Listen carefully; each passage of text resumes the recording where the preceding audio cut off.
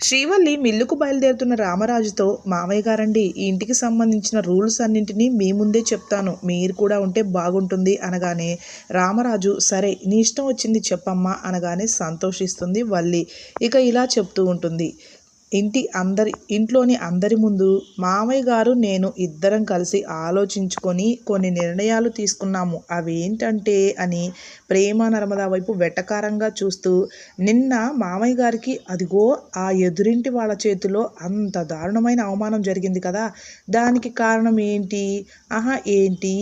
ప్రేమ చెప్పకుండా డాన్స్ క్లాసులకు వెళ్ళడమే కదా అని అంటూ ఉంటుంది. ప్రేమ అప్పుడు కోపంగా, అక్క అయిపోయిన విషయం ఎందుకు పదే పదే మాట్లాడుతున్నావు, ఇప్పుడు విషయం ఏంటో చెప్పు అనగానే, వల్లి చెప్తాను అక్కడికే వస్తున్నాను, నువ్వు అలా చేయటం వల్లే కదా ఈ నిర్ణయాలు నేను మావయ్య గారు తీసుకోవాల్సి వచ్చింది. అవేంటి అంటే, ఇక నుంచి ఎవరైనా ఈ ఇంట్లో ఎక్కడికి వెళ్ళినా నాకు ఖచ్చితంగా చెప్పే వెళ్ళాలి, చెప్పిన టైంకే తిరిగి రావాలి అని రూల్స్ పెడుతుంది. అందరూ షాక్ అవుతారు, వేదవతి కూడా షాక్ అవుతుంది. అలాగే ఇక ఏమీ చేయలేక బాధగా చూస్తూ ఉంటుంది.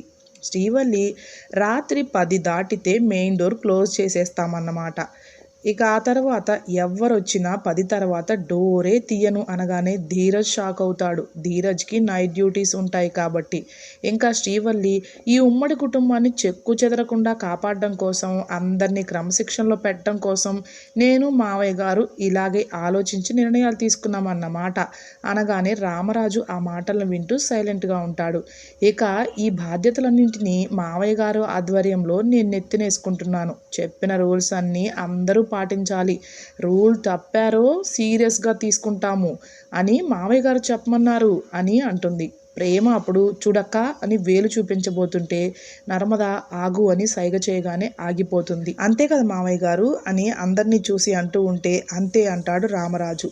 ఇక ఇప్పుడు అందరూ ఎక్కడెక్కడ వెళుతున్నారో నాకు చెప్పి అదే టైంకి రావాలి అని నర్మదా ప్రేమ వైపు చూస్తూ సాగదీస్తుంది.